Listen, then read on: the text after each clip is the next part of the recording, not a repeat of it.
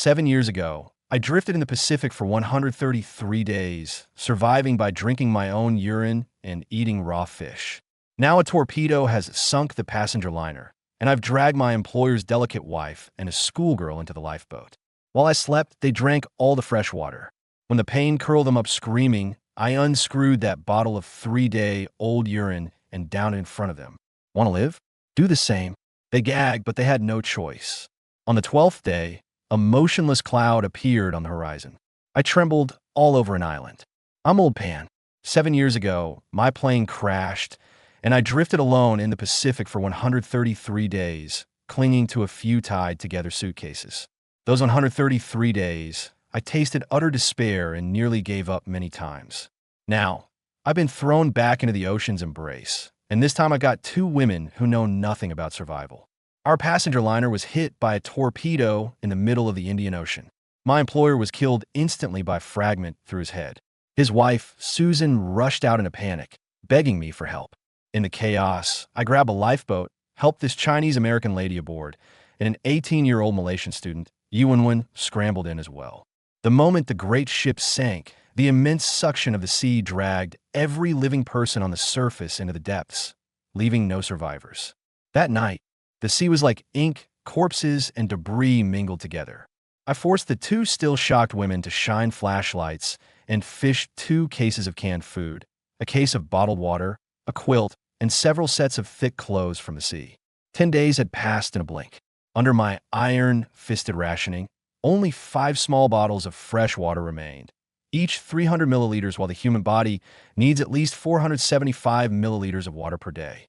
I forced them into prolonged sleep, giving each only 55 to 225 milliliters of water per day, and strictly controlled food intake, since food consumes body water. The more you eat, the faster you die.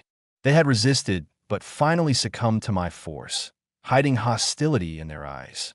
I didn't care. Survival is more important than anything.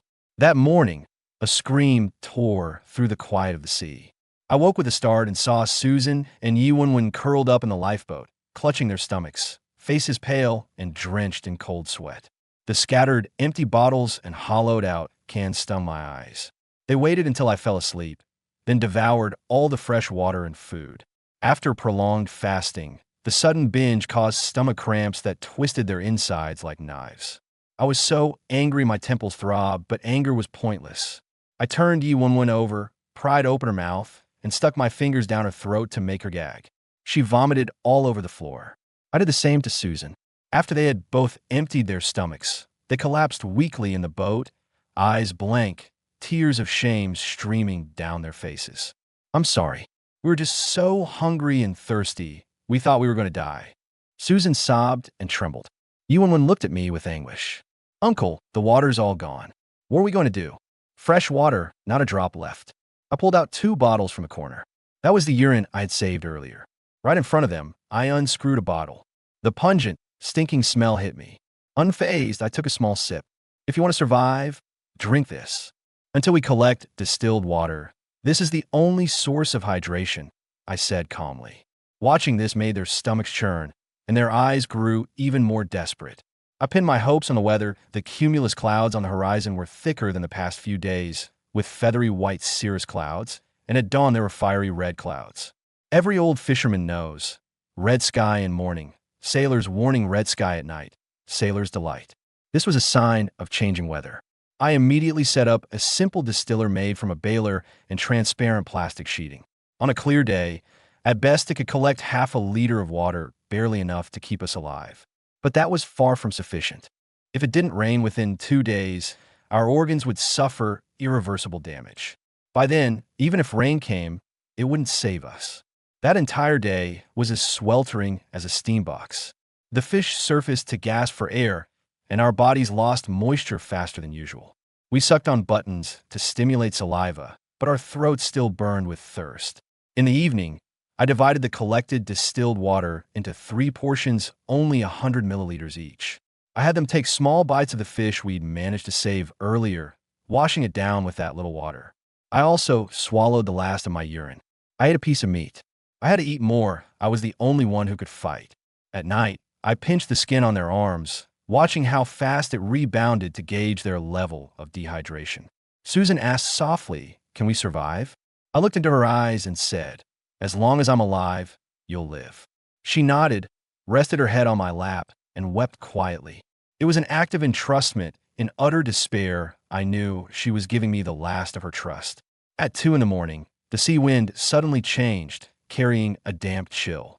I jumped up, woke them, quickly put on life jackets, and inflated them, repeatedly checking the safety ropes tied to each person. The night sky was swallowed by thick cumulus clouds, starlight and moonlight vanished completely. An abyssal darkness pressed down. My heart tightened. This was no ordinary rain, but a thunderstorm. 4 in the morning. Raindrops pelted down furiously. The two women cried out in surprise, but I saw that the cloud tops in the distance were as flat as anvils, the mature form of cumulonimbus clouds, signaling violent winds and towering waves. I immediately ordered everyone to jump into the sea and grab the handles of the life raft. We jumped into the freezing water on both sides, clutching the rope and handles along the raft's edge. Almost at the same moment, a violent gale swept in.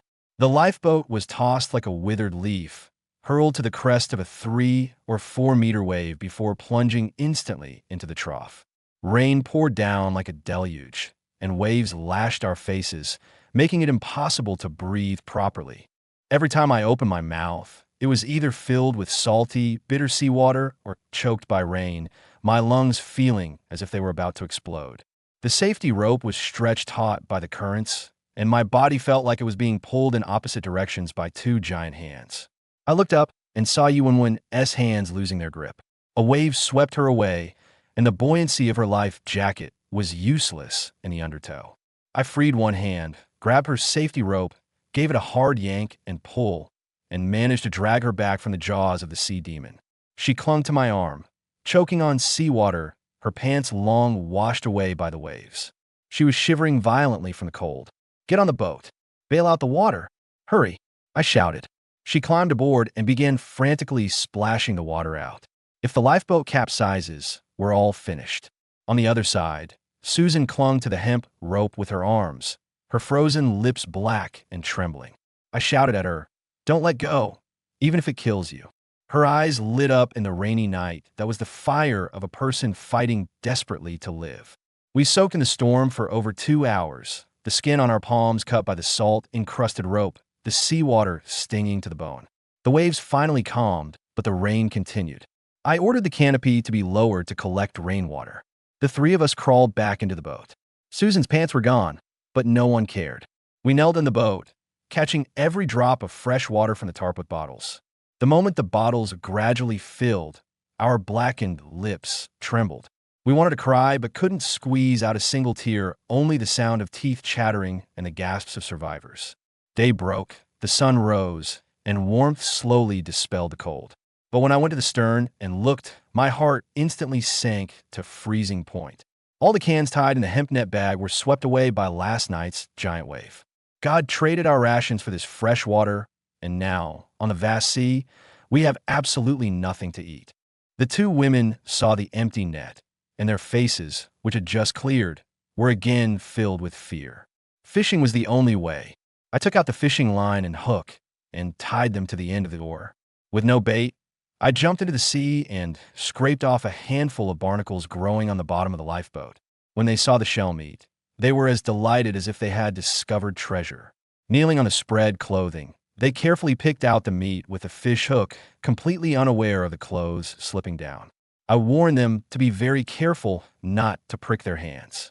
Some sea fish carry Vibrio vulnificus once infected, and without antitoxin serum, death comes in 3 days. They jolted in fear and handled it even more gently. I stood by the boat, observing the sea surface, looking for signs of fish movements while also watching for any shark fins. Only after confirming safety did I cast the hook. After a grueling night, my body finally gave out. I collapsed and fell asleep instantly. I don't know how long passed before Yiwenwen's scream jolted me awake. The fishing line had moved. There was a fish on the hook. I sat up and saw her already reaching for the line. Before I could stop her, she let go with a yelp. A cut had opened on the inside of her finger joint, blood gushing out. Fishing lines left out at sea develop a crust of salt crystals, as sharp as a blade. I used what little fresh water we had left to clean and bandage her wound.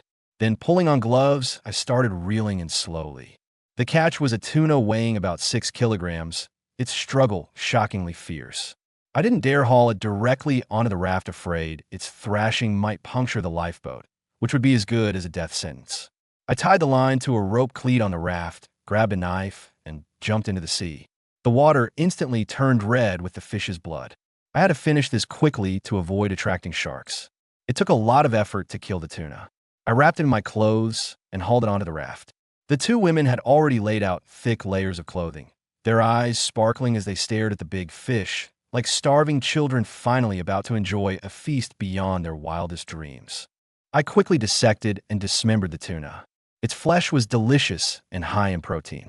The liver was rich in vitamin A and iron. Eating it once was enough to prevent scurvy. I taught them to slice the fish meat thinly, string it on fishing line, and hang it outside to dry in a jerky. The innards were thrown far away. Watching the fish slices tighten under the scorching sun and develop an oily sheen, a genuine smile, the first since the shipwreck, appeared on their faces. That joy was simple, because every breath of life was hard-won. In the following days, while fishing, I habitually observed the currents, wind direction, and clouds on the horizon. With my sextant and chronometer, I knew we were drifting along the south equatorial current toward the Mascarene Islands. But even the slightest deviation could leave us drifting forever in the Indian Ocean. I constantly searched for any trace of land. Suddenly, a huge mushroom-shaped cumulus cloud appeared on the distant horizon, motionless unlike the other clouds drifting with the wind. My heart skipped a beat. Only above land could such a static cloud form, held in place by thermal updrafts. I gazed into the distance, barely making out a faint green tint beneath the clouds, the reflected glow of a lagoon or vegetation. The next moment, several pure white seagulls fluttered in from that direction, their wings glittering in the sunlight. Seagulls, they never stray far from land, just as I had seen countless times in my dreams. That was my beacon, my reason for living. I sprang to my feet, my eyes burning, my voice trembling violently with excitement. An island. There was an island within about 10 kilometers ahead. I shouted wildly in exhilaration. The two women immediately looked into the distance. But there was no island to be seen anywhere. Only thick sea fog. I was in a good mood at the moment, so I smiled at them. Seeing how confident I was, Susan leaned in and asked, "Mr. Pan, how can you be sure there's an island over there?" I explained, "Look at that cloud, it hasn't even moved for a long time. After last night's storm, the daytime temperature is high, and land areas are a bit warmer. Surrounded by sea, this creates a sea breeze blowing toward the island's center. And when the sea breeze meets the land, it rises upward, causing the cloud layer to stay still. Just based on that cloud, I can be sure there's an island." Susan wasn't quite convinced. Not only that below the cloud layer, there's a light green tint. That's because light reflects off the island. Most importantly, look at the skies. Seagulls have appeared, and the direction they're flying is toward us. That's even more proof there's an island over there. I thought the island would be in the direction the birds are flying from." Susan frowned and asked, "Seagulls fly from land to the sea in the morning, and only head toward land in the afternoon and evening."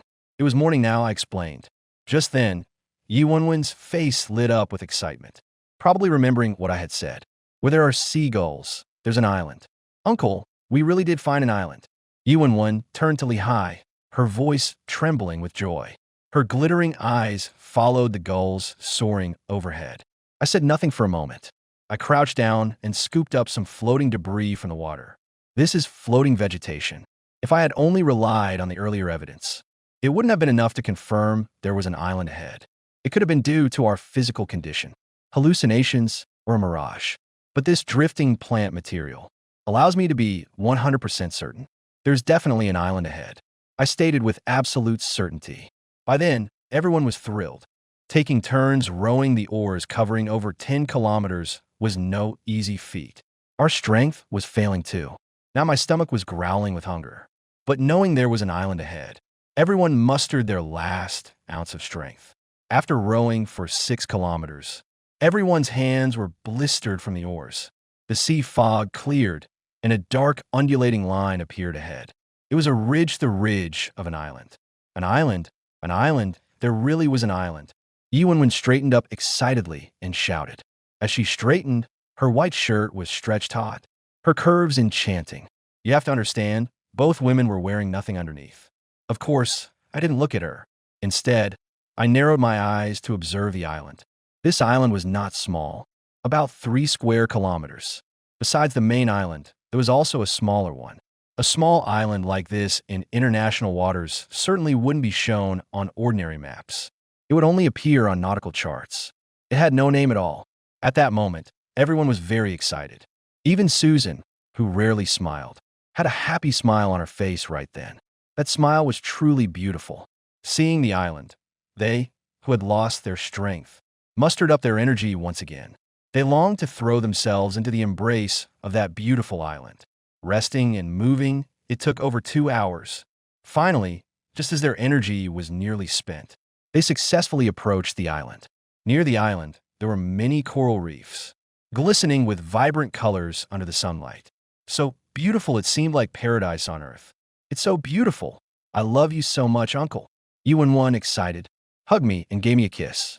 Only after the kiss did she realize it was improper, her pretty face blushing amid the cheers of the crowd. Finally, everyone successfully landed on the island. The 2 women stepped barefoot onto the sand. Feeling so comfortable, they simply lay down, enjoying the happiness of their narrow escape. They basked in the sunlight, the sand, and the hope of survival. I dragged the lifeboat onto the sand, then lay down, closed my eyes, and rested.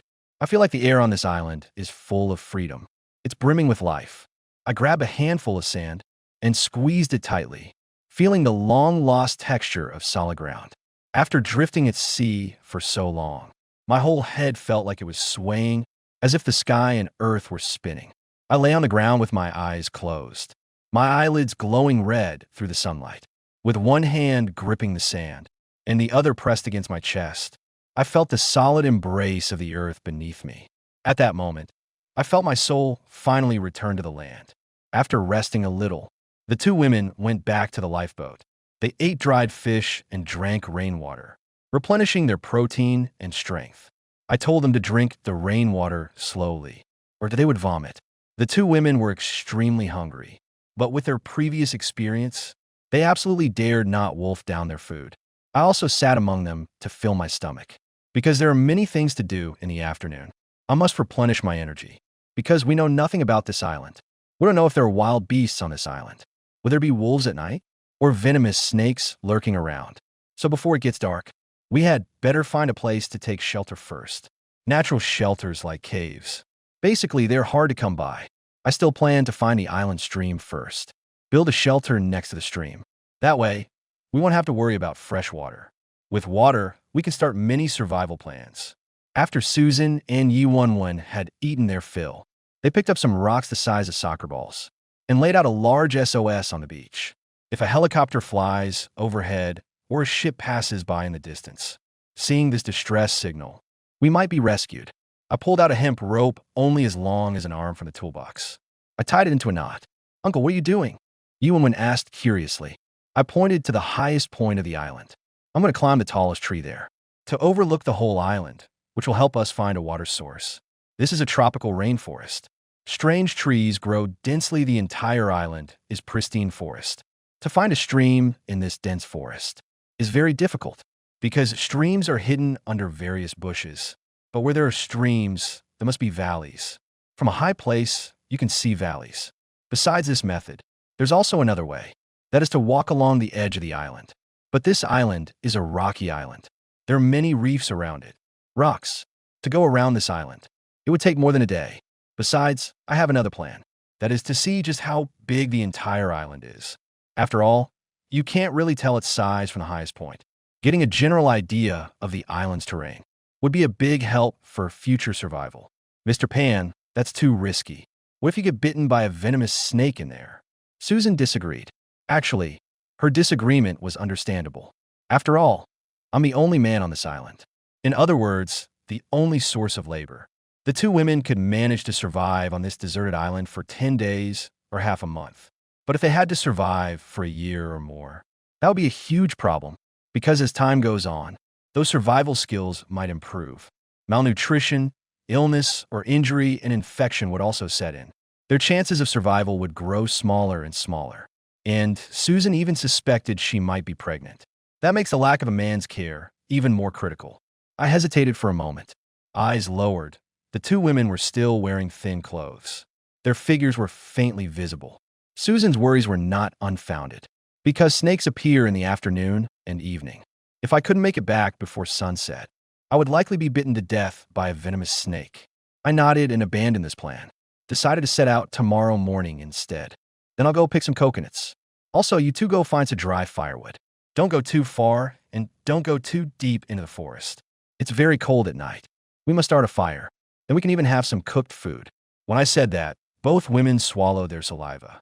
Looking greedy, we indeed haven't had cooked food for a long time. Just thinking of that sizzling roasted meat, they couldn't help but crave it. The two women enthusiastically went to find dry firewood, and I looked for a coconut tree with many coconuts. Climbing a smooth coconut tree with bare hands is extremely difficult, and it's also very dangerous. A man with plenty of physical strength, without any tools to assist him, if he climbs up and down like that, he'll have little strength left, let alone us shipwreck survivors who have been on a diet for so long. Our physical strength is greatly reduced. To climb such a coconut tree, without some skill or experience, it's simply impossible. In no time, you could fall and break your leg, or get your foot pierced by the branches below. Legs, etc. Getting injured on this deserted island is absolutely forbidden. An injury always carries the risk of infection. If the wound reaches an artery or bone, then it is absolutely fatal. I am a mercenary. I once fought in the Iraq War for money. Back then, the money was paid daily. We mercenaries sold our lives this time, so we carried the money in bundles on our bodies. I remember once I hid in a tree and survived by disguising myself for a whole day and night. That tree was tall and smooth. No one ever thought anyone could be up there, because it was impossible for a person to climb. But I could. I slipped both feet into loops of hemp rope, spreading my feet wider than shoulder width apart. The rope loops were pulled tight, like a rubber band stretched between two fingers. Then I gave a strong leap and grabbed onto the coconut tree. Now I look like a giant frog clinging to the coconut tree, my feet pressing against the tree bark. The rope is tightened by my feet, so holds firmly around the trunk. Using this method, as long as the tree's surface isn't greased, I can climb up any tree. At the very top, I can even stand on it, needing only one hand to keep my balance. That way I can free one hand to pick coconuts. Old fishermen living by the sea mostly know how to do this. I climbed up and picked 5 or 6 coconuts, then threw them down. I was thinking that when the two women return, they can drink the delicious coconut water. How happy that would be. We haven't had any other flavors for a long time. Our mouths have become bland and sticky. It's like having a mouthful of thick paste. I jumped down from the tree and took out a utility knife. I peeled 3 coconuts. The shell of a raw coconut isn't that hard. With a knife, I easily poked 2 holes to solve the air pressure problem when drinking. Then directly against one of the holes, I tilted my head back and drank the delicious, sweet coconut water. It instantly revived my whole being. I've never been so happy. After drinking the coconut water, I carefully cut out the meat inside. I'm waiting for the 2 women to come back, so they can drink fresh coconut water and eat the delicious coconut meat. Just then, a scream came from the woods. The sound was made by Yi Wenwen. I sensed something was wrong and immediately ran towards the source of the sound. Soon I saw Yi Wenwen sitting on the sandy grass, her bottom on the ground. Beside her were a few pieces of firewood. The base of her thumb on one hand was bleeding. Her other hand was gripping the upper part of the wound. What happened? I hurried over and asked. Yi Wenwen started crying when she saw me. Her beautiful eyes were brimming with tears. Seeing this made me very anxious. I was bitten by a snake. Did you get a clear look at what the snake looked like? Ich glänzte hier und, because it was bloody and mangled. I couldn't tell what kind of snake had bitten her for the moment, so I urgently asked if it was a venomous snake. She's done for. I didn't get a clear look. It hurts a lot now. Am I going to die? Uncle, I don't want to die yet. Hurry and save me, don't worry. The number of venomous snakes is actually very small. Look, this island isn't very big either. If there were too many venomous snakes, It would affect the island's ecological balance. I comforted her and helped her up. She was so scared her legs gave way, and she couldn't walk at all. So I had to carry her. I walked out. If bitten by a venomous snake in the jungle, you must quickly leave the place where you were bitten. In a law of the jungle, other animals can usually sense if there is a predator nearby. If you don't leave the spot quickly, soon other aggressive creatures will come to fight for the prey. So if we don't get out of here quickly, more venomous snakes will come. I carried her to the beach and made her sit on the ground. She was only wearing a pair of shorts. She sat in front of me. The girl's legs looked exceptionally beautiful.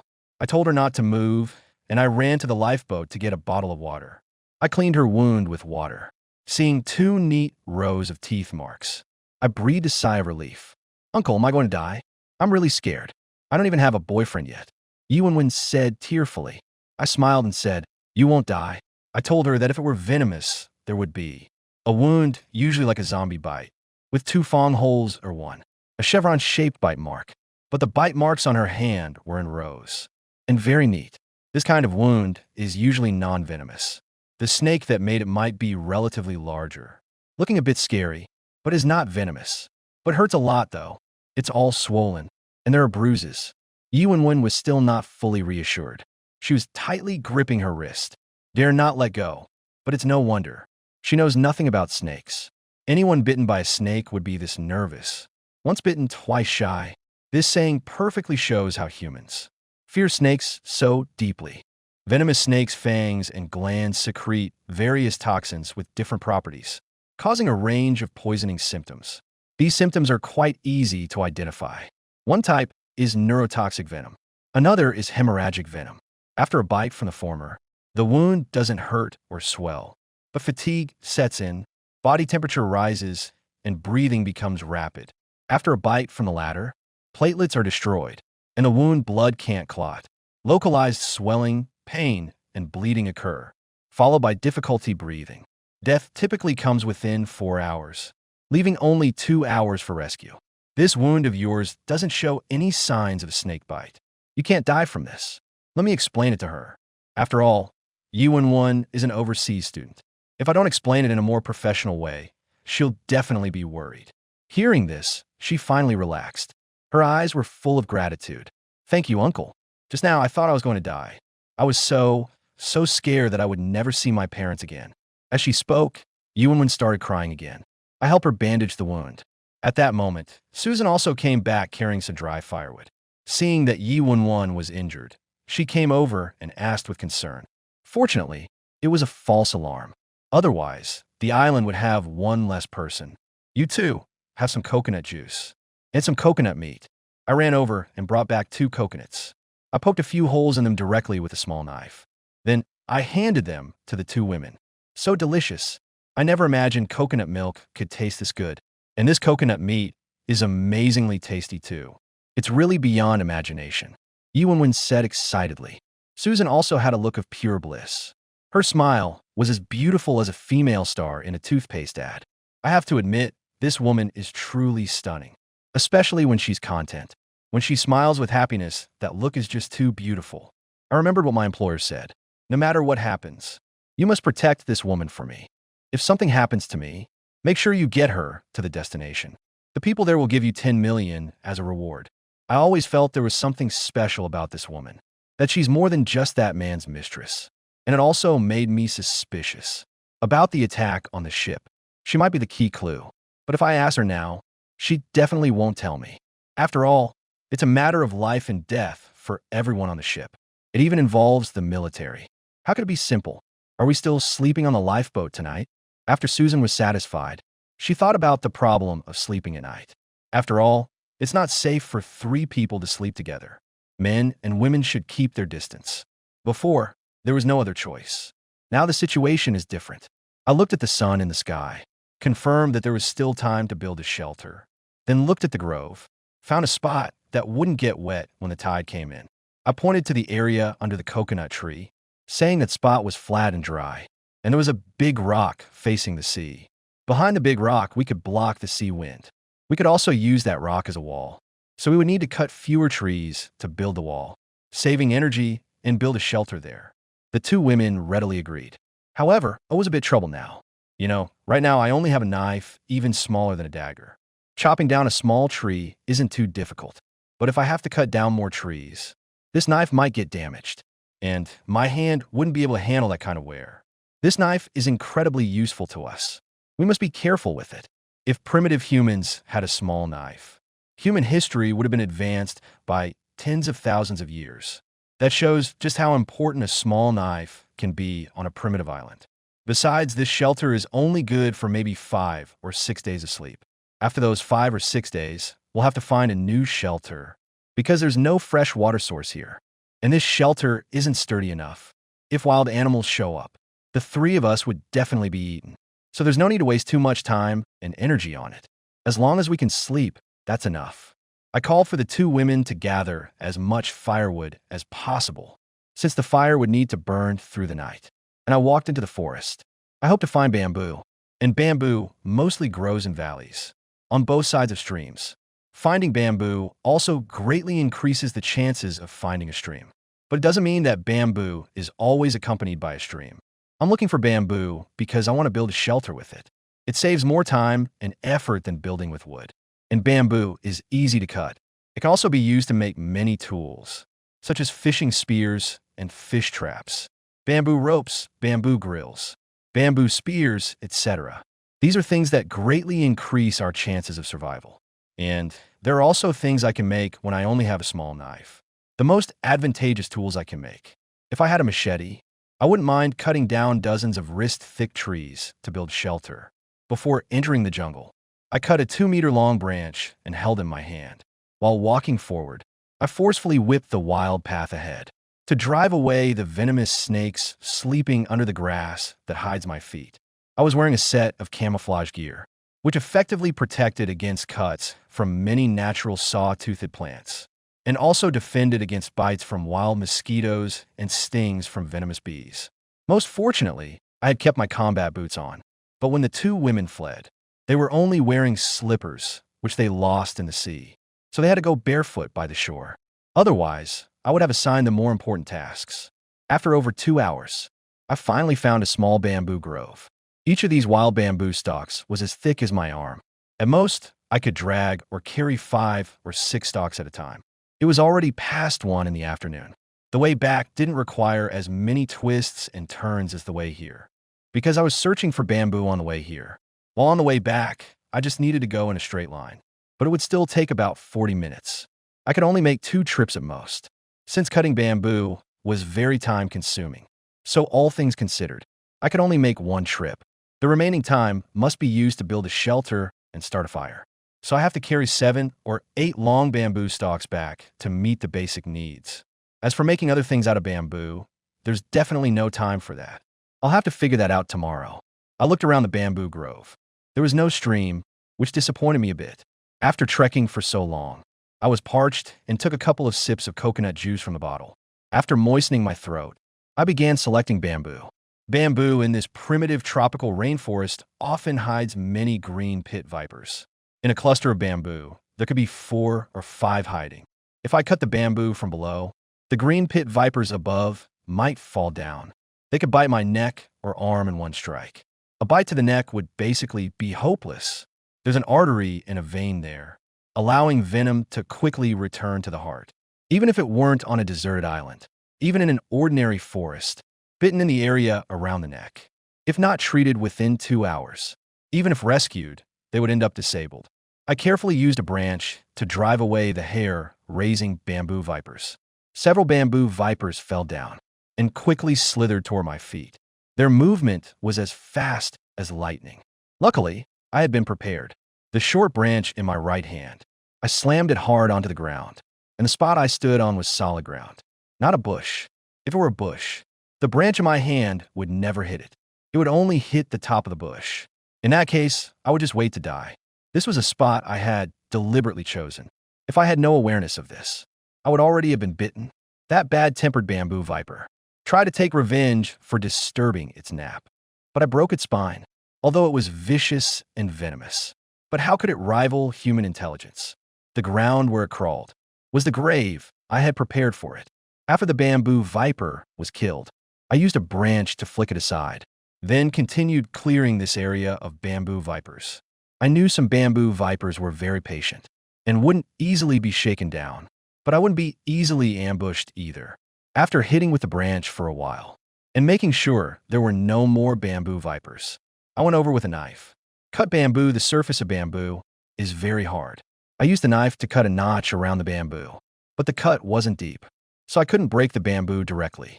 And if I forced it, the bamboo would split, wasting all my time. So after cutting a ring with the knife, I made diagonal cuts above and below the ring, cutting inward. The resulting cut looked like a shape lying on its right side.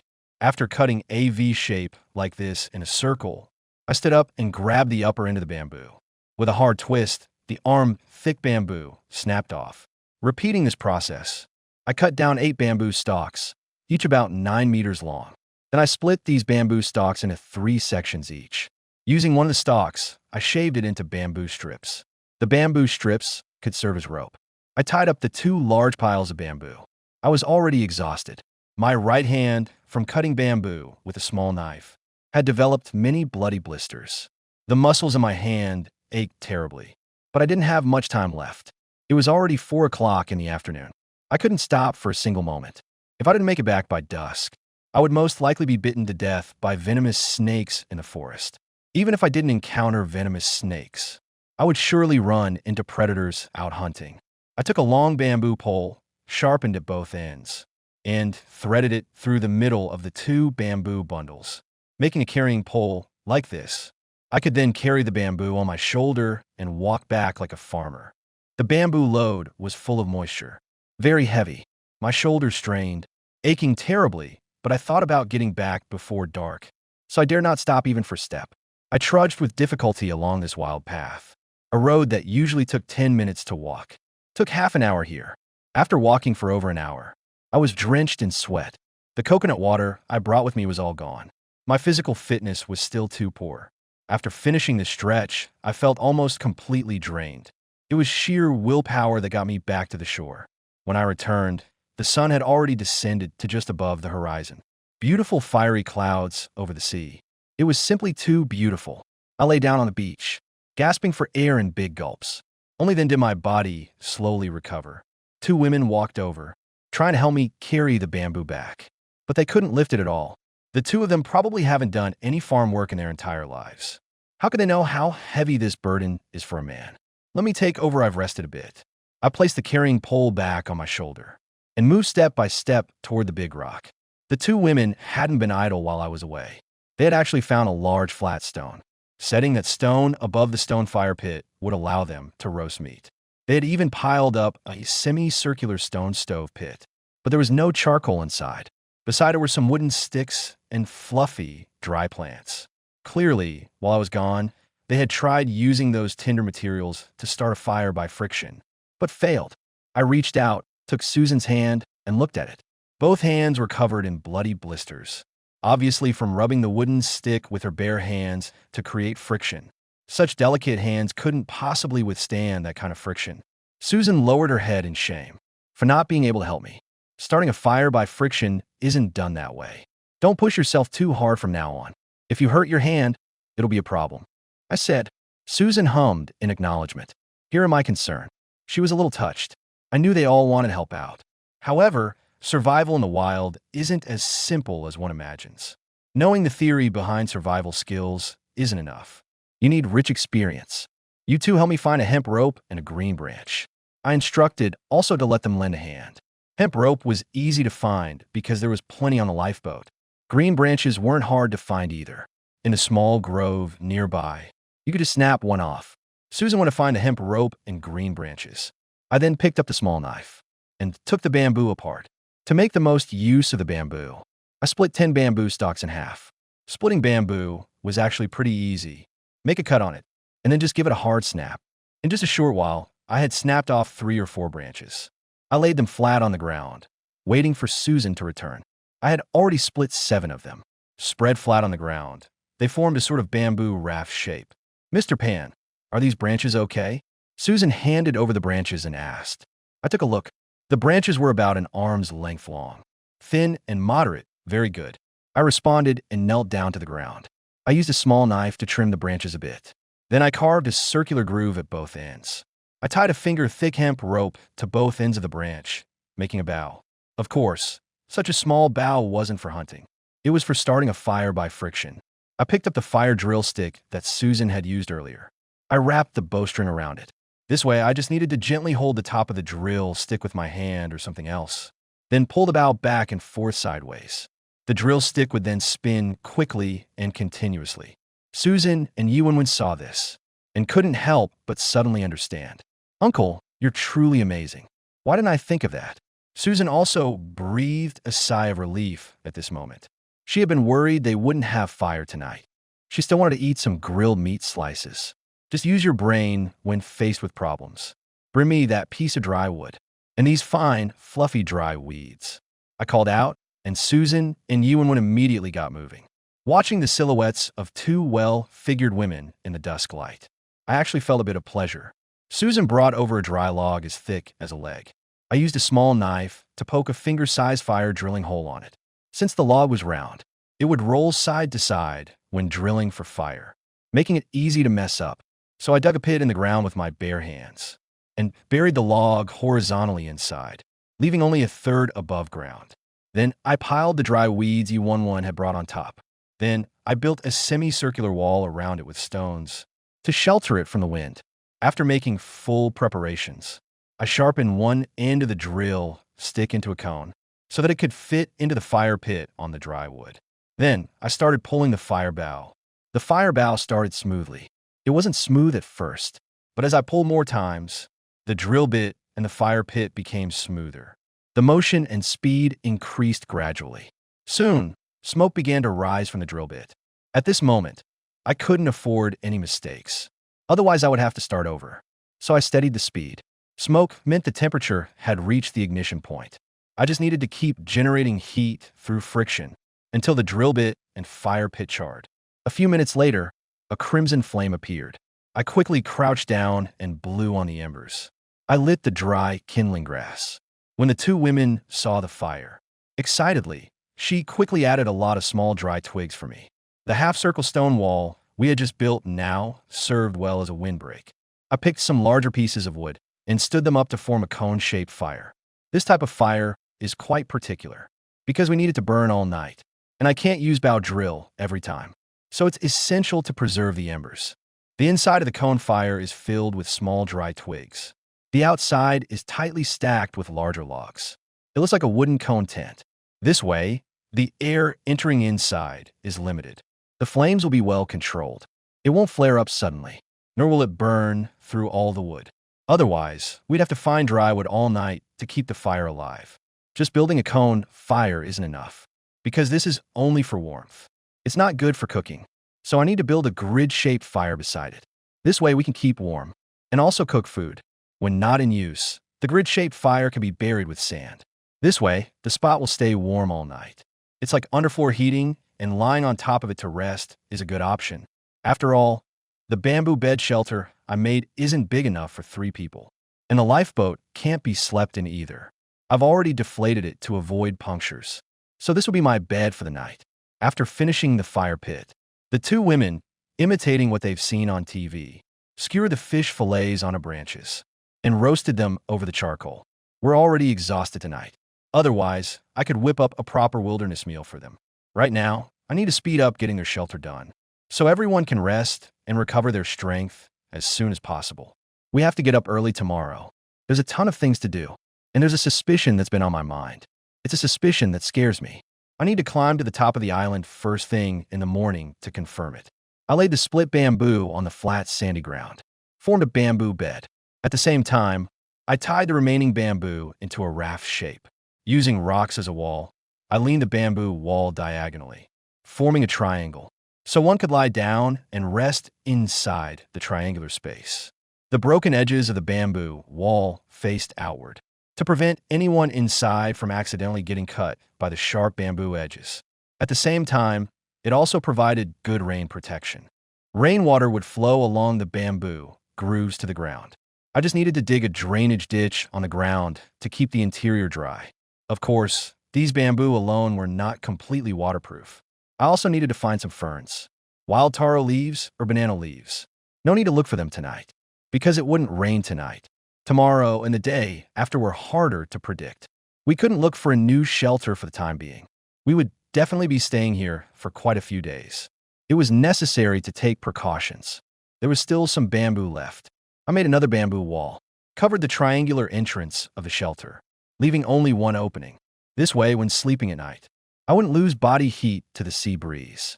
After arranging these 3 bamboo walls, I fixed them in place with hemp ropes to prevent them from toppling at a touch. And if they were unstable and blown down by the wind, they could easily cause injury. Getting hurt in the wild is no small matter. So any detail that might pose a safety issue, I must take into account. By the time the shelter was finished, it was completely dark. The fire by the seaside flickered like a candle in the wind, yet it still burned with vibrant life. Yi Wen was holding 2 skewers of grilled fish in her hands. Seeing that I had finished my work, she came over with a big smile and handed me a skewer of fish. "Uncle, this is for you. I didn't grill it very well. Hope you don't mind." I looked at the girl's beautiful and cheerful face. I smiled and glanced at the fish slices she had grilled. This fish naturally had plenty of fat. The fish pieces came out a bit blackened and charred on the outside when grilled, but the oil rendered on the surface gave off an aroma, enough to make this starving man's mouth water. It was grilled pretty well. I brought it to my mouth and took a big bite. The savory taste of the tuna spread in my mouth. With every chew, I enjoyed a crispy texture. Soon, I finished the entire skewer of fish. Deep-sea fish have one advantage over freshwater fish. They have very few bones. No need to worry about getting pricked. Seeing that I had finished, Susan walked over. She shyly handed me a skewer. "Mr. Pan, please try my cooking too. Don't laugh at me." I smiled. I took it and also started eating it in big bites. Both women had good cooking skills. It's just that without saltiness, it lacked a bit of texture. It lacked some texture, but for a starving person, this really wasn't much to complain about. Besides, it was cooked by 2 beautiful women. That alone made it taste especially good. It feels so good to be alive. I can hardly believe that just a while ago we were fighting for our lives at sea. A heavy rain gave us a new hope for survival. Perhaps because this hope was so hard-won. All 3 of us felt particularly grateful. Smiles never left our faces. After we were full, the 2 women headed toward the shelter. I called out to them, "You don't have shoes on. Watch out for the bamboo stubs on the ground. I haven't had time to bury them yet." I warned them. The 2 women acknowledged, then happily walked into the shelter. They lay down inside for a while, then came back out to retrieve the clothes drying on the rocks and spread them over the bamboo bed. I busied myself burying the bamboo ends that stuck out from the extended bed, piling stones on both sides to secure them, to avoid them kicking with bare feet. If they kick something, they won't be able to walk for a week. That would be a huge problem. If they got tetanus, they'd be done for. Now I'm thinking I should weave a pair of straw sandals for them. I really regret not thinking ahead at the time. If only I had taken 2 pairs of shoes from those floating bodies for them. It wouldn't be so difficult now. Without shoes, we absolutely can't go into the mountains. And it's easy to get pierced by debris. So weaving 2 pairs of shoes is the top priority right now. But the materials needed for weaving straw sandals aren't easy to come by, because it requires straw, corn stalks, and sedge grass. But these things can't be found on the island at all. I set my sights on the hemp rope. If I unravel these hemp ropes, maybe I can weave 2 pairs of shoes. The mesh bags used to cover the cans before can come in handy now. The 2 women gather around me, helping to untie the hemp rope net bag. Susan crouched in front of me because she was wearing a white spaghetti strap dress, like a girl playing by the seaside. She was beautiful, and even crouching she looked refined and elegant. Since the dress was somewhat low-cut, as she crouched like that, I could easily see the soft, white scenery of her body.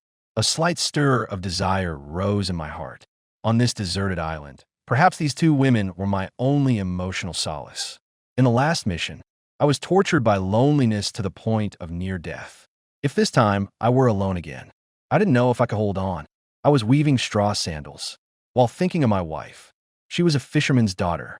She was kind and beautiful when I woke up in the arms of a demon. The one I saw was her. She called to me like an angel. At the time I thought I had died, until she rescued me. My 133-day drifting journey had come to an end. You see, during those 133 days. I never once set foot on land. I drifted out at sea the entire time. I had even forgotten what solid ground felt like. So much so that even after lying in a hospital bed for a week, I still couldn't believe I was back on land. When both feet touched the earth, I still felt like I was floating on the sea. The sky above seemed to spin as well. When she came to visit me again, I said I wanted to marry her. I knew I was being a little hasty, but I truly didn't want to miss such an angel. Yet, unfortunately, she fell seriously ill. I borrowed a large sum of money to cure her disease.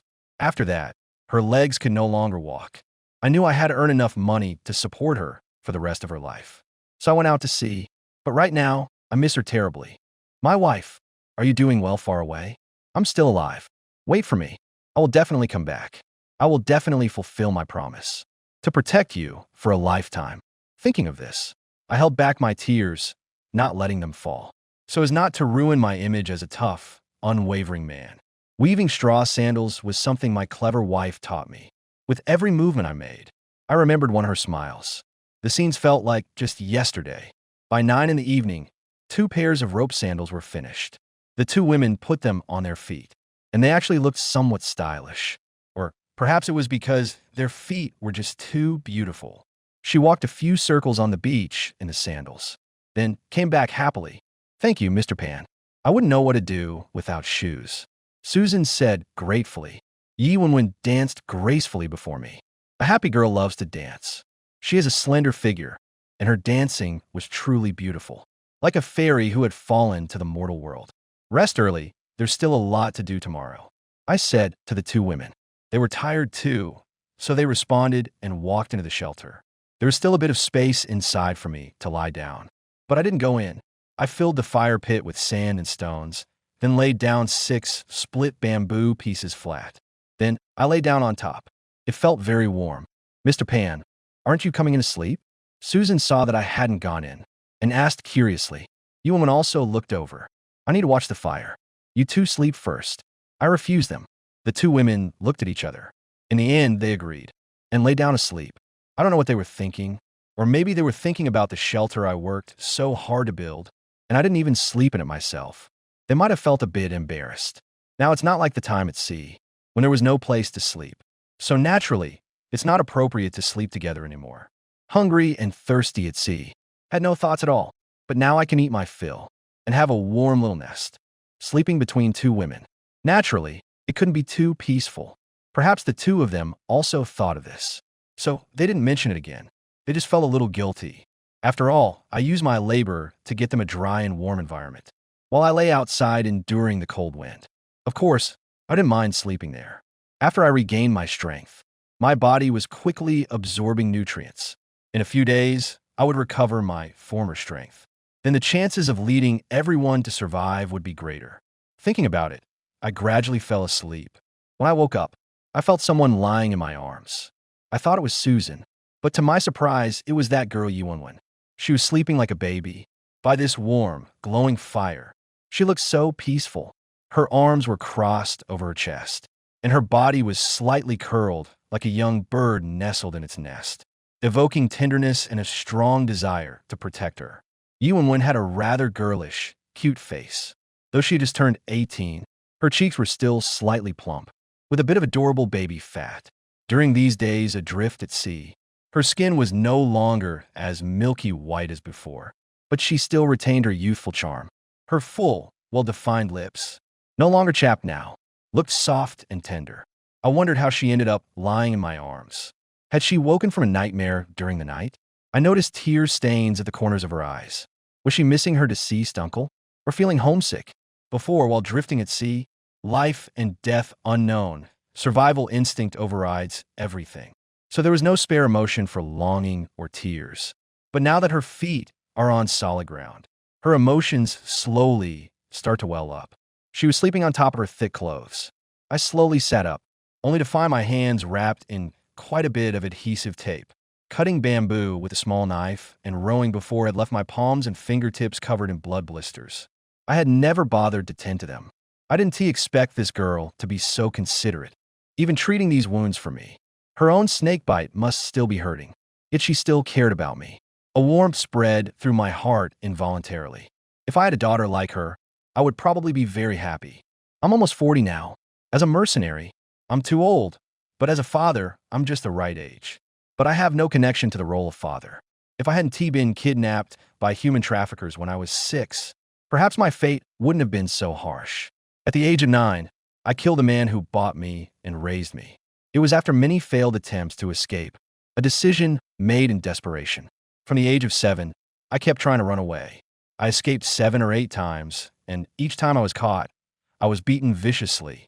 I couldn't get out of bed for half a month afterward. If I hadn't been so tough, I would probably have died back then. After killing my foster father, I fled to a border town to beg. I was captured by the minions of a Golden Triangle drug lord and forced to become a child soldier. I was supposed to end up like the other expendable child soldiers, dead by the enemy's guns soon enough. But a powerful survival instinct, along with the favor of Lady Luck, kept me alive through one mission after another. The drug lord saw my potential and sent me to an organization that trained killing machines. I trained there for nearly 5 years. After that, I returned to the drug lord's side. I started working for him when I was only 15. Women, money, drugs, bloodshed, severed heads, these filled my entire childhood and youth. I felt so unfortunate. I longed for the outside world, as peaceful as heaven. I wanted to return to the embrace of my homeland, to become an ordinary citizen there. But even though it was such a simple wish, it was also so difficult. When I was 25, I had a girlfriend in a village. Her name was Ali. Everyone in the village knew my status. Ali's father was also well aware. He married Ali to me, hoping that I could protect her, unlike other women, who met an extremely tragic fate. But Ali was naturally beautiful. Once, while she was bathing, she caught the eye of my boss. She was dragged into the bushes by his men. After that, Ali killed herself. The look in her eyes when she died was still staring. I don't know what she was staring at. When I saw her body, it was already stiff on the tree. I held her and cried for a long time. It was she who made me rise up, using my bullets to shatter the enemy's heads, using a sharp dagger to cut off the drug lord's head. That year, I was only focused on escaping. They consumed enormous resources to teach me how to survive, how to kill, and now I use these skills against them. I survived and became the most wanted man by the underground forces in the Golden Triangle. Nicknamed the Ghost King, a few years later, I stole someone's identity and infiltrated a mercenary company in the US. Then I joined the Iraq War. 8 long years of war. I don't know how many times I walked back and forth between death and Lady Luck. In the end, I still survived. After the Iraq War ended, I started working as a bodyguard. Even now, thinking back on the bloody life I've lived, this moment of peace feels like heaven. I've already forgotten what it's like to cry. I only remember trembling, heartbeats, the sound of my comrades falling, and the countless pairs of eyes that never closed in time. If I had a normal life, I would already have a family now, a child. But as I am now, all I want is to survive, to return to my wife's side, to return to my homeland. I wish there were no darkness in this world. No slaughter. Unknowingly, my muddy tears actually began to flow. Even one, whom I held in my arms, had woken up sometime without me noticing. Gently, she wiped away the tears sliding from the corner of my eye. She lifted her delicate lips and lightly kissed my eye. Under the hazy night, the girl's face was youthful and delicate. Her big, gem-like eyes, she blinked, and a warm smile suddenly spread across her face. Just as I was about to speak, her warm little hand slipped into my camouflage pants. That little hand was warm and cozy, like a little hamster that had burrowed into my pocket. "Girl, what are you doing?" I quickly pulled out her fair little hand, asked her somewhat angrily. "Uncle, I'm 18 years old." The girl's voice was still childish. It was very pleasant to hear. During my time in the Golden Triangle, girls with such beautiful voices, most of them didn't live past 18. They would become goods sold to various places, serving as playthings for men. If lucky, they might live to 18. But usually, before reaching 18, they were already plagued with various diseases.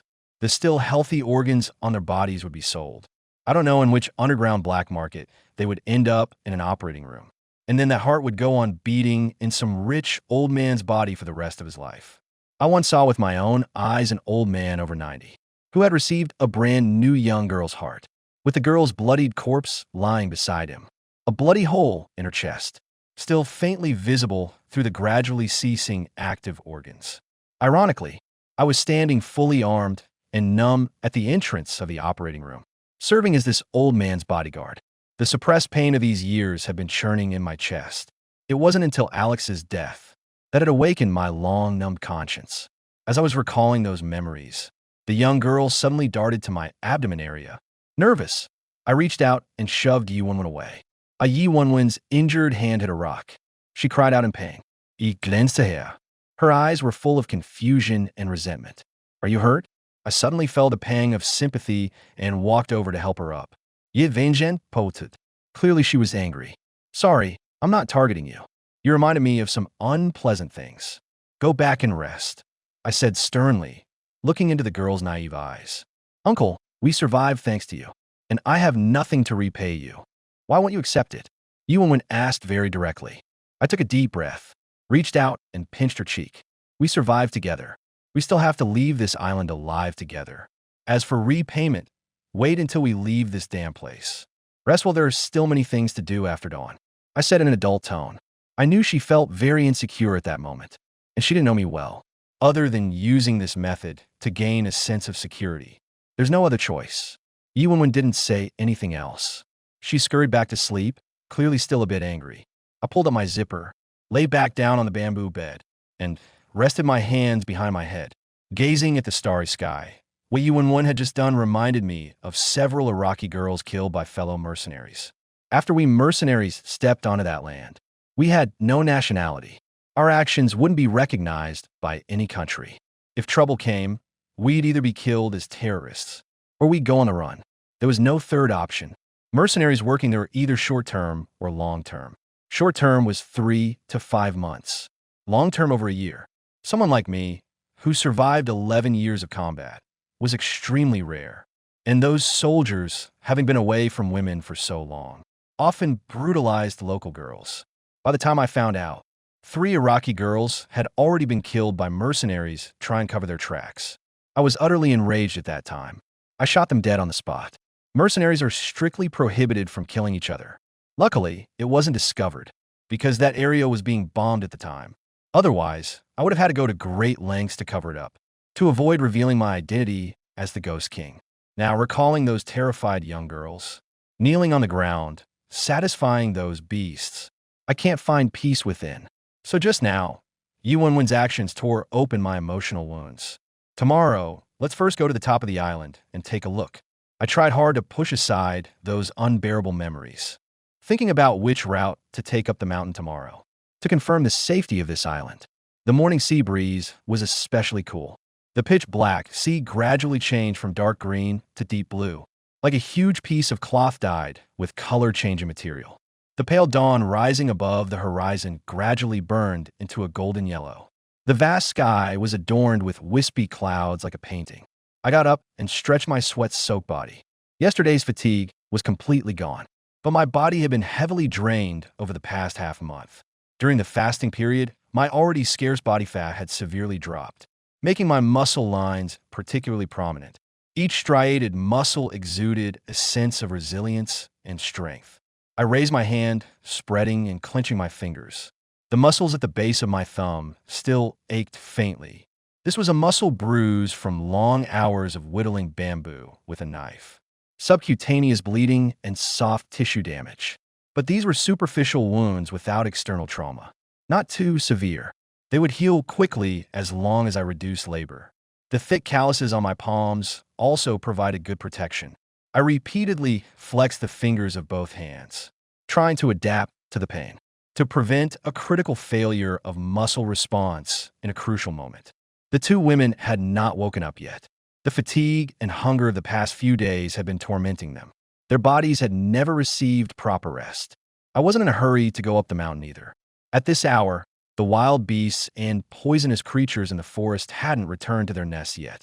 I wasn't keen on provoking their bloodthirsty fangs and venom either. Judging by the situation, we could only head up the mountain around 9 in the morning. Right now, the most important thing was to replenish energy before the climb. I moved the stone slab for roasting that the 2 women had found. I stacked up stones to form a U-shaped stove. I placed a coconut shell, whose top I had cut off, on top of the stove. I poured some fresh water into it. Then I dropped in fish slices with a strong, fishy smell. Having roasted fish slices for breakfast would taste awful. Drinking fish slice soup would be slightly better. But we didn't have any edible salt. The fish soup we did cook would be bland. However, it would be rich in nutrients. It would barely do for now. To enjoy good food, you must first find a stable shelter. Only then can you consider a stable freshwater source. In wilderness survival, shelter is the most important thing. Because in a 24-hour day, at least 6 hours are spent sleeping. 6 hours of unconsciousness.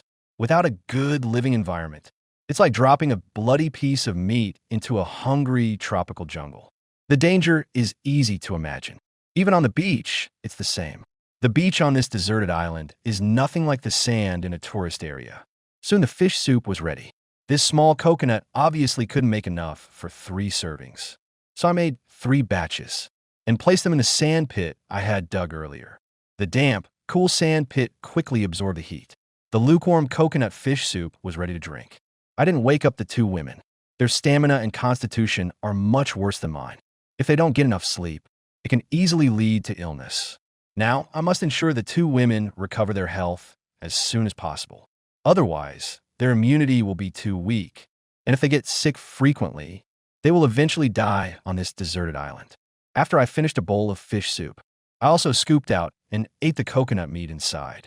My appetite is large, so this little breakfast naturally cannot satisfy me. But having 1 meal is perfectly fine for now. I strapped that black sailor knife to my arm.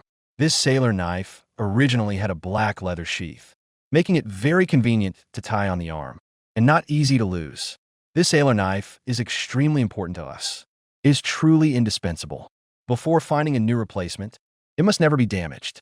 Fortunately, this sailor knife is a high-quality survival knife made in Germany. The quality is top-notch. If it were an ordinary knife or dagger, it wouldn't last long before breaking. Then we'd be back to the Stone Age. We'd have to chop down trees with blunt stones. Felling trees with blunt stones isn't as simple as it sounds. Before the tree falls, your hands might already be wrecked. Mr. Pan, you're up. Susan, who had just woken up, came out of the bamboo hut and greeted me. Ich glänzte her. She looked good, wearing a white dress. Nothing underneath the sea breeze made it cling tightly to her body. Slim figure, but with curves that were full of allure. She smiled at me and brushed her long hair away from her forehead. The beautiful sea and blue sky served as the canvas. At that moment, she was the lovely seaside girl in the painting. Too bad I don't know how to paint. Otherwise, I could definitely capture her radiance right now. Yeah, here's some fish soup. Just enough to tide you over for now. I'm heading up the mountain. Before I come back, don't wander around. And don't go picking things up by the seaside. This area is a shallow coral sea. There might be stranded jellyfish in the seaweed washed ashore. Getting stung by them can be deadly. I'm really worried about them.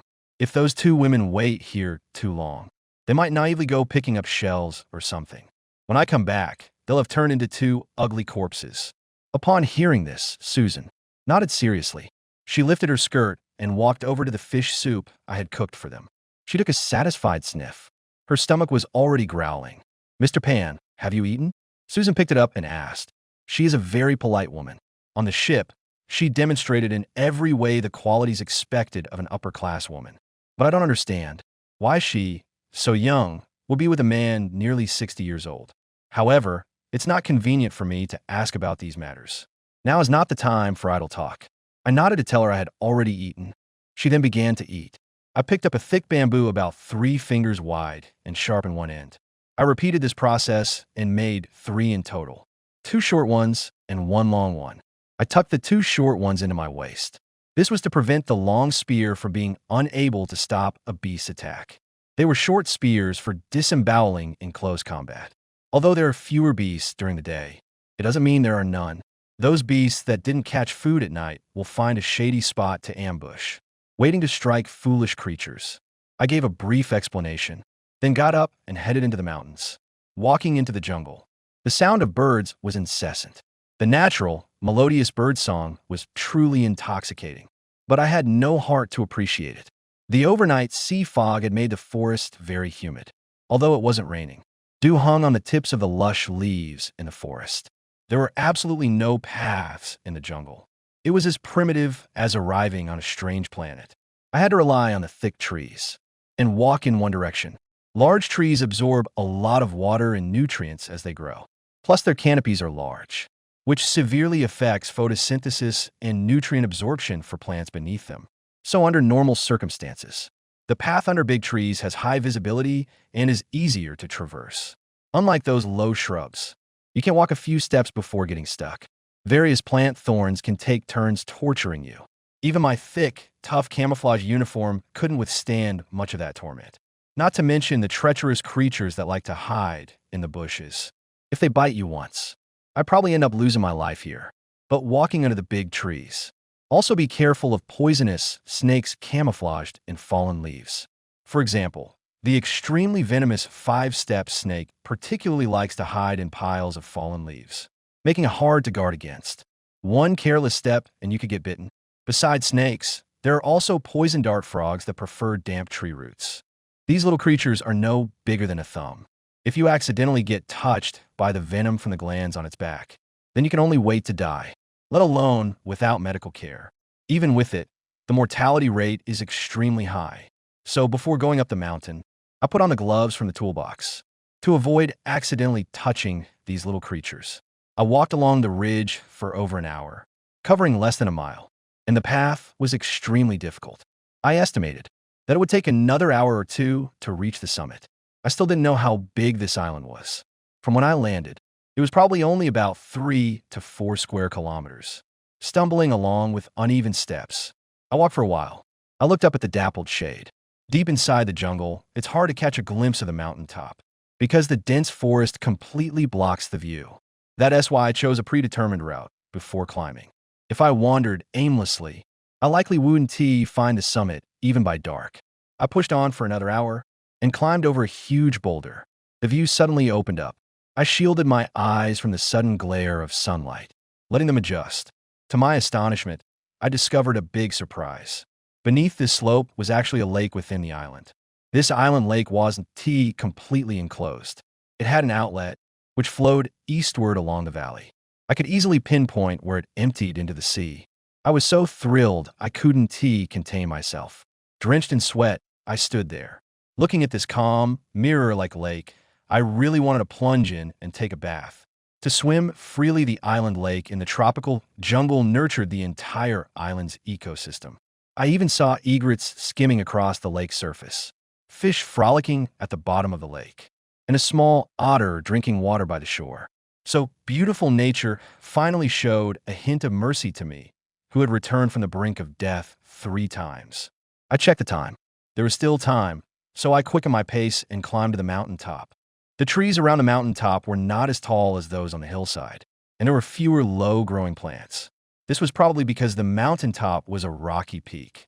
A few hardy trees had grown tall. Naturally, there was no room left for smaller plants.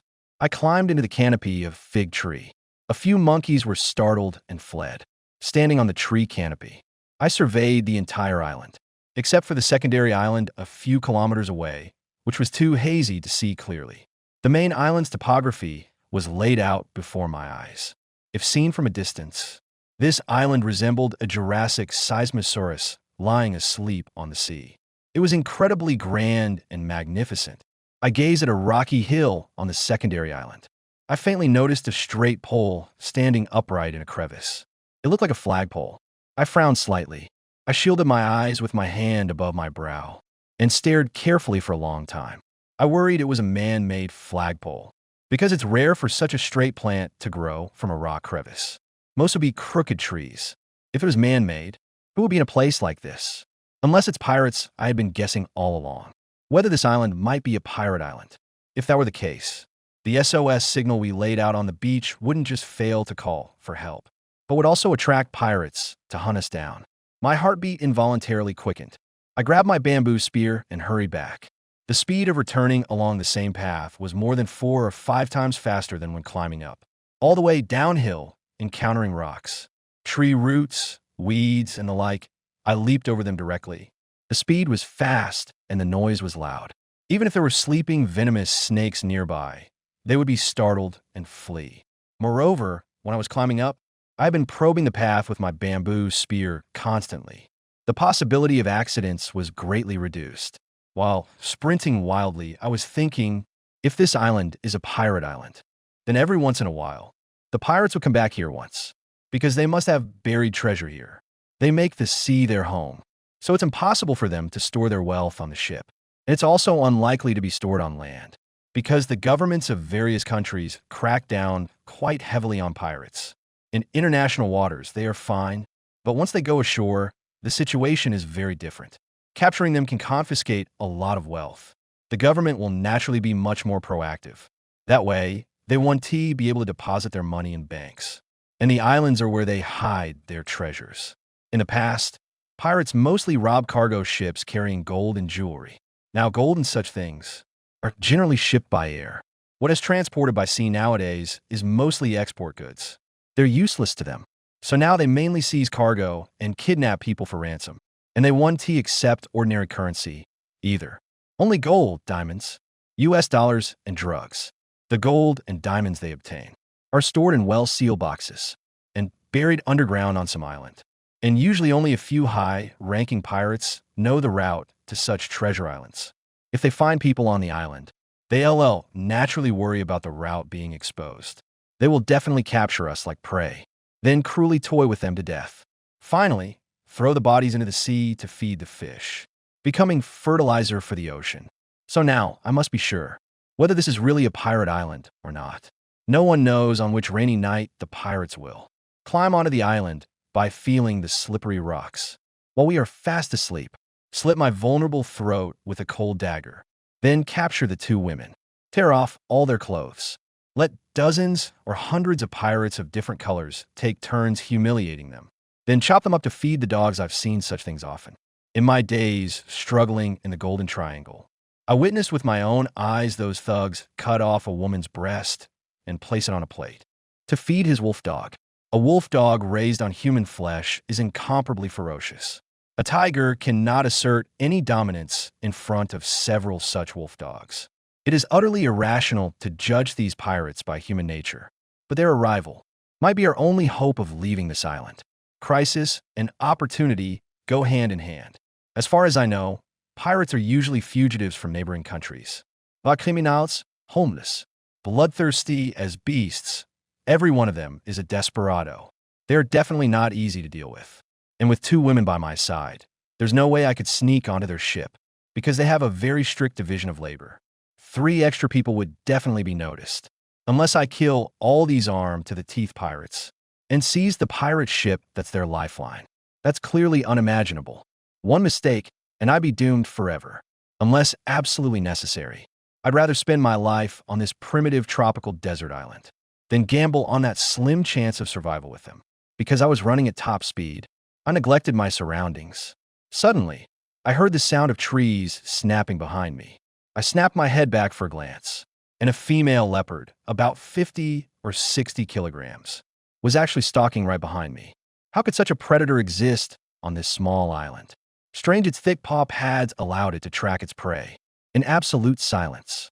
If it hadn't suddenly accelerated to pounce, snapping a dry branch, I would never have noticed its presence. By the time I realized, I might already have become its meal. That glance back immediately put it on alert. Its eyes widened and its long brows shot up, muscles in its hind legs instantly bulging. Its forelegs flattened, the telltale sign of an impending strike. Every hair on my body stood on end. There was no way a 2-legged human could outrun a 4-legged leopard. And as a feline, it had virtually no rival in the jungle. Either it saw the sharp spear in my hand, or it had never encountered a human before. Dare not charge recklessly. Years of killing have given me a crisis responsibility beyond ordinary imagination. I half-crouched, my eyes locked tightly onto its leopard pupils. The long spear in my hand pointed directly at it. The butt of the spear pressed against the ground, forming a 30-degree angle with the ground. As long as it dared to pounce, the long spear in my hand could adjust its angle in an instant, using its own momentum to pierce through its abdomen. At the same time, my right hand drew the sharp sailor's knife, armed with a set of fangs, and a gaze that dared to meet its eyes directly, which made this jungle overlord unable to gauge my fighting strength. The leopard's nose kept emitting provocative, heavy breaths, but it still did not dare to pounce. I slowly retreated. I couldn't keep stalemating with it forever. Its stamina could maintain this standoff for 4 to 5 days, but I would collapse in a single day. There were only two paths before me. The first is to make it regret it a bit, then let it leave on its own. The second is to risk my life fighting it. Although this leopard isn't very large, given my current stamina and reflexes, I can hardly win without injury. Its grayish-white claws are as sharp as hooked daggers. One scratch from it means death or serious injury. I've seen what a wild beast's claws can do to a belly. Those white intestines spilled out, soaked in blood all over the ground. Its claws are already that terrifying, let alone its fangs with astonishing bite force. If a fragile human limb gets caught in that bite, it can be torn off in an instant. The floor of the primeval jungle is covered with a thick layer of fallen leaves. Stepping on it feels like walking on snow. It sinks slippery and soft underfoot, and the smell of decaying leaves fills the air. I have to back away carefully, steady my center of gravity to avoid accidentally slipping. Otherwise, I wouldn't even have a chance to react. The agile and alert leopard would pounce in an instant, pressing its powerful front paws onto my chest and biting off my throat in one go. Life and death are always just a matter of an instant. Awareness of danger must come before the danger itself. I'm stepping back, the leopard is advancing. Its eyes are fixed on the spear in my hand. Clearly, it fears the spear I'm holding. It moves cautiously, while shifting left and right, trying, when I'm not paying attention, to avoid the spear and pounce right at me with its biting force. If it comes from a side, it could bite off my arm in one bite. It steps very cautiously and carefully, even with deceptive body movements, to trick prey. For example, its front leg moves left. Its head turns right. If one were an experienced hunter, they could see through it at a glance. It wants a side jump and then, like lightning, turn around and bite at my flank. By watching the direction of its limbs and tail, I can identify its true pounce direction, because both pouncing and turning jumps require force. The changes in its limbs will follow its true intention. It cannot deceive, but its head turns to the right, while baring its teeth and claws. This strongly suggests it is trying to deceive and confuse its prey. The leopard is a natural master of hunting and ambush. It is a true hunter of the tropical jungle. Its hunting skills are outstanding. It absolutely cannot be underestimated. If you fail to understand every detail of its movements, it often becomes the root cause of death. I must now find a favorable geographic position so that I can take the initiative to provoke it and then make it lose its control and caution, actively pouncing at me. The leopard has a volatile temper, but it is extremely patient. Once it locks onto prey, it can chase for tens of kilometers without giving up. It is not like the cheetahs of deserts or grasslands. In the case of a cheetah, if it fails to catch its prey twice, it will basically give up. It's not that they don't want to chase, but because a cheetah's pursuit speed reaches 90 to 120 kilometers per hour, this speed can be maintained for at most 3 minutes. If it exceeds that, the cheetah's physiological structure forces it to slow down. Otherwise, they would die from overheating. But leopards are different. Although leopards don't have the terrifying speed of cheetahs, their endurance is enough to exhaust any prey to death. Generally speaking, leopards hunt at night. This leopard in front of me was probably woken up by my rapid running. I have to shake it off. Otherwise, I'll end up losing my life here today. After a few minutes of confrontation, this guy tried to rush at me several times, but was scared off by my bamboo spear suddenly thrust forward. Actually, I could tell. It was simply testing my reactions. If it had truly pounced, it wouldn't have had the strength to retreat, and I would have definitely pierced its body with the bamboo spear. I estimated this leopard weighed about 120 gene, roughly 132 pounds. A leopard this massive would have a hunting territory of at least 17 square kilometers. But this island is only 4 to 5 square kilometers. This made me wonder how this leopard managed to grow so large. But then I thought, this island has a lake in its center, and such a primeval jungle. If there were only 2 or 3 leopards, they could indeed survive. After all, besides food in the jungle, there are fish in the sea and the lake. This leopard is female. There should be a male on the island as well, or a few males. On such a small island, having 2 or 3 leopards is simply too dangerous, because it would be far too easy for them to find the 3 of us. They only need to use their keen sense of smell to do so, tracking and locating us. Thinking about how the three of us weren't eaten by them last night is truly a stroke of luck within misfortune. While thinking of a countermeasure, I have already retreated next to a rock, and behind the rock is a rocky slope. This rocky slope isn't very steep, like natural stone steps. Below it grow scattered conifer leaves. I decide to jump down, stand below, letting the leopard be above. This way, its downward line of sight will have a small blind spot. Moreover, when it pounces down, its body will be pitched about 30 degrees more than usual. This leaves me a huge window of space and time to stab with the gun. This is the only breakthrough that works in my favor. Whether I can make it back to the shelter alive depends entirely on the next series of moves. I need to keep it from seeing my spear. At the same time, I need to provoke it so it'll charge at me actively. I glance back at the 1.5-meter high rocky cliff behind me. Without a second thought, I jump straight down. As soon as I jumped down, the leopard's head immediately popped out. It looked down at me. I seized the chance and jabbed my spear fiercely into its chin. The pain made this fierce creature let out a deafening roar. Clearly, it was enraged, and that's exactly what I wanted to piss it off. If it stayed calm, I wouldn't be able to stay calm myself. This time, I took another big step back. I found a favorable foothold. The leopard moved to the other side of the rock and poked its head out. It jumped straight down. Since it was on the other side, I naturally couldn't stab it with this leap. Bamboo spears are not very sturdy. Only by aligning perpendicularly with the inertia of the enemy's charge can it pierce through. If you use it like a bayonet to stab, the bamboo spear will surely break, and at best, you'd only wound it, unable to inflict a fatal injury. You have to understand, stabbing sideways like this will hit its ribs.